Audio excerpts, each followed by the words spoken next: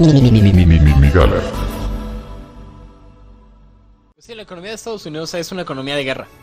Hay que verlo así. Siempre claramente. ha sido una economía de Y la guerra es uno de los negocios más redituables de la historia de la humanidad. Y ahorita el problema es que están perdiendo poder como en innovación armamentista a través de la presencia de Rusia. O sea, Rusia vuelve a crecer como potencia armamentista, empiezan a vender más que ellos y es cuando obviamente genera el conflicto. O sea, la economía gringa depende de las armas, eso hay que dejarlo claro. De la guerra. No, de la venta, pero sobre todo ahorita, o sea, de la guerra que ellos ocasionan para vender armas. O sea, ocasionar guerras, ocasionar ese tipo de desmadres para vender. O sea, ocasionamos guerra para vender armas. Y el problema con Latinoamérica es que cuando Estados Unidos decide apoyar todos los golpes de Estado y se establecen las dictaduras, o sea, es un movimiento político de Estados Unidos para tener control geopolítico. Con fines políticos y económicos, valiéndole verga a la gente de Latinoamérica. No le interesamos, y nunca le hemos interesado. Le interesamos a niveles económicos, ¿no? Pero eso deja una huella muy fuerte en Latinoamérica. O sea, Latinoamérica del siglo XX es hablar de las dictaduras. O sea, es hablar de las dictaduras apoyadas por Estados Unidos y los daños que hicieron las dictaduras. Para todos aquellos que tienen este pensamiento raro, porque es un pensamiento raro de que se cargan al fascismo y que prácticamente claman por una dictadura, y unos abiertamente que dicen estaríamos mejor con una dictadura. La vida humana vale mierda en la dictadura.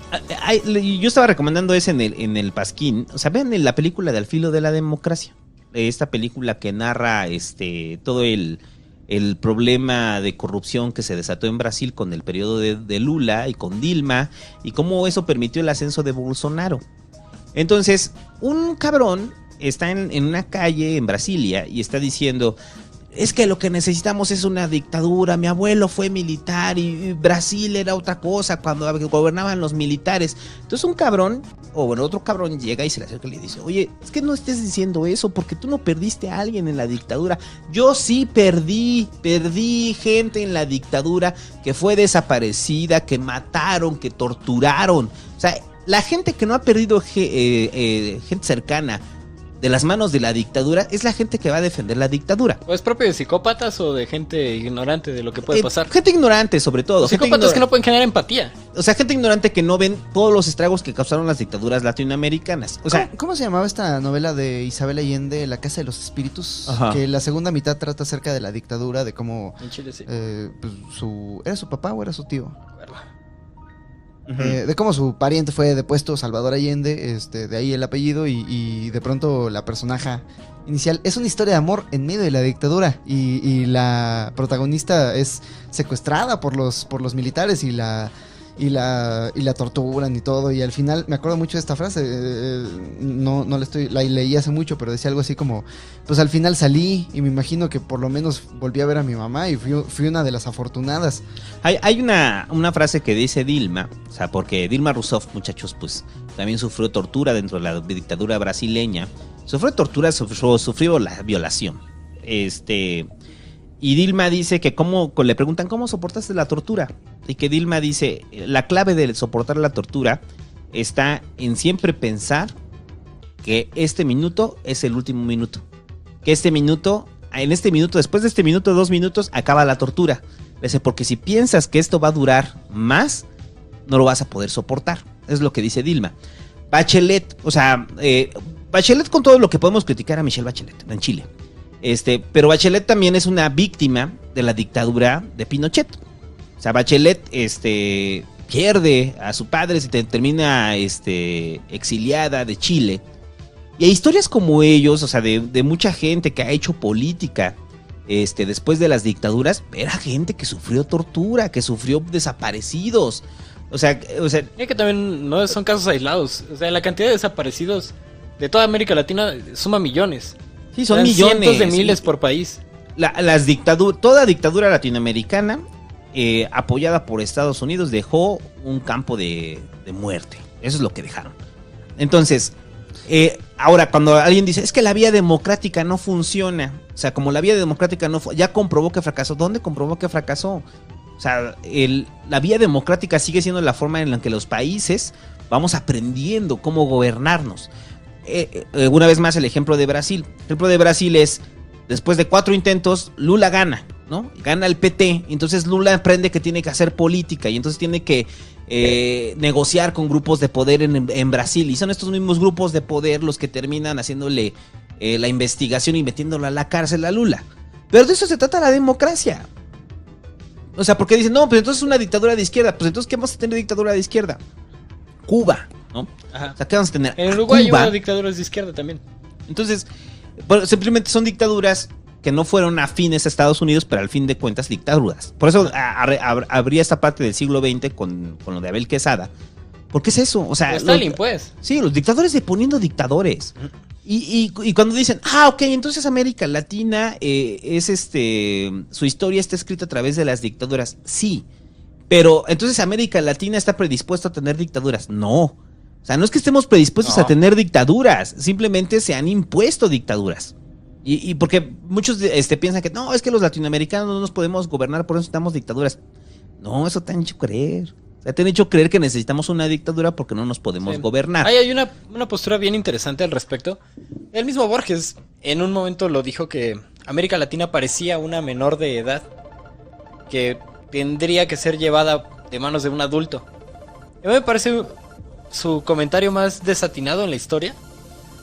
Y fue un comentario forzado, pues estaba bajo la presión de la dictadura militar argentina y de la dictadura militar chilena, que era donde él iteraba. Entonces no podía decir otra cosa, pero esto sirvió de sustento ideológico para muchas personas para decir, es que son tan pendejos que no los puede gobernar nadie. Yo prefiero un montón de pendejos intentando descubrir su propia madurez que un pueblo sometido. Siempre es mucho mejor, y sobran los testimonios de cómo fue tan grave esta dictadura. Un grupo de pendejos tratando de descubrir su madurez eligen a Bolsonaro presidente. Un grupo de pendejos tratando de descubrir su madurez escogen a Duque. O sea, el arribo de la derecha latinoamericana, pues es eso, es un laboratorio de pendejos, pero al final es nuestra libre determinación. Sí. Que también tenemos años de retraso por las dictaduras que ayudaron a imponer. Sí. Y ahí nos lleva esto nos originó deuda y nos originó retraso. O sea, eso no viene porque sí, y eso nos lleva al ejemplo de Chile. O sea, ¿por qué Chile es el ejemplo de esto? O sea, porque Chile, una vez que deponen a Salvador Allende y que se da el golpe de Estado, y que Pinochet asume el poder, y que Estados Unidos no solamente le basta con la deuda que ya es militar, pues vamos a generar nueva deuda para que Chile sea el laboratorio que vamos a presumir al mundo. Entonces, el primer ejemplo de Chile como laboratorio, pues son los pinches Chicago Boys. Entonces, que se implementan las políticas más neoliberales en Chile, en los cuales se privatiza absolutamente todo. Y si algo ha demostrado el neoliberalismo, es que sí genera, en un inicio el neoliberalismo genera desarrollo para los países. Entonces, sí genera desarrollo. O sea, eso no lo podemos negar, pues. El neoliberalismo genera desarrollo a los países en un inicio. Sobre todo un país que viene de una dictadura. El control absoluto obviamente va a generar desarrollo para ciertos sectores. Va a costar vidas, pero... Va a costar vidas, va a costar su libertad, pero para ciertos sectores. Pero mira, la clase media va a poder comprar McDonald's, va a poder consumir. Vas a poder ir a Disneylandia, cabrón. Por eso Chile, cuando lo presumían como un ejemplo económico para América Latina, pues te preguntabas, pues entonces, si es un ejemplo, o sea, ¿qué quiere decir? Que se tienen que imponer a fuerza dictaduras militares apadrinadas por Estados Unidos, respaldadas por Estados Unidos para que funcione el modelo económico, porque nosotros pendejos, así, literal, nosotros pendejos latinoamericanos no se pueden determinar. No nos podemos determinar, entonces tiene que venir Estados Unidos a determinarnos. Y esa es una idea que los Chicago Boys y toda la banda neoliberal se compró.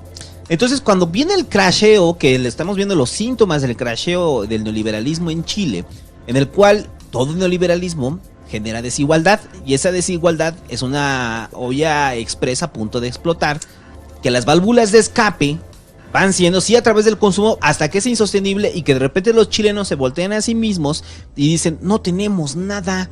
O sea, no tenemos pensión, no tenemos vivienda, no tenemos salud, la educación es carísima y todo esto le pertenece a un grupo de cabrones. Entonces, en ese momento, yo, la banda de Chile que nos escucha, o entonces el Hobbit chileno, el David chileno. Y además me suben el metro. Nos suben el metro, no, pues eso fue lo que reventó. Entonces nos salimos a la calle y decimos... Oigan, yo no quiero Coca-Cola, los sueños que nos prometieron, sí, nos educaron, güey, somos clase media educada, pero como somos clase media educada, eso nos permite poder cuestionar este pinche sistema en el cual yo no tengo nada, no tengo absolutamente nada más que mercado y concentración de la riqueza. Si Chile es lo que antecede con la aplicación del modelo neoliberal en Latinoamérica. Eso es lo que nos podemos esperar para todos los demás países. ¿Y qué creen? Ya está pasando, güey. Por eso están reventando movimientos también en Colombia. En Argentina más o menos lo controlaron. Pasó en Perú. Va a pasar en Bolivia y en México también está pasando. Tengan cuidado, porque si la izquierda mexicana, que ahorita, la izquierda entre comillas, pero si la izquierda mexicana no ofrece una buena alternativa para el neoliberalismo, sí, México se va a convertir en un caldo de cultivo para el fascismo.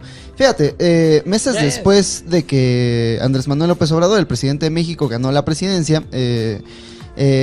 Rafael Correa, el expresidente de Ecuador, tuvo un diálogo con Paco Ignacio Taibo II, que es un escritor mexicano, y en este diálogo dice una cosa muy interesante. Y es que Latinoamérica parece ir en un péndulo ideológico, en el que primero la gran mayoría de la población vive en la extrema pobreza y por eso no tiene voz, no tiene voto, no decide su futuro político. Y entonces la izquierda llega al poder. La izquierda llega al poder y genera políticas económicas que los llevan a salir de la pobreza. Se meten a la clase media y ya pueden consumir, pero la ideología sigue ahí.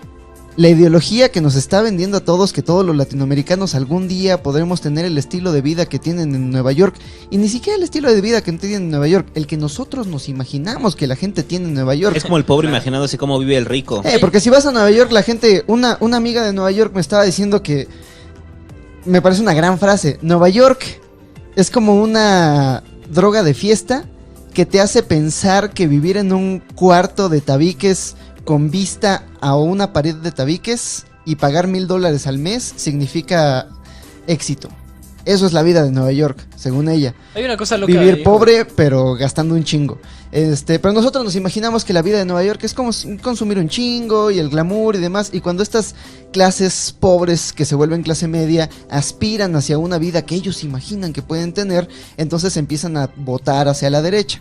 Y según Correa, entonces es cuando llegan las dictaduras otra vez al país y empiezan a privatizar cosas y empiezan a reprimir a la gente, y la gente regresa a la... Es como si tuvieran un filtro, y la gente que no pasa el filtro regresa a la pobreza, pero la gente que sí pasa el filtro, te quedas en la clase media y puedes consumir un poco, no tanto como te imaginabas, pero alcanzas una estabilidad.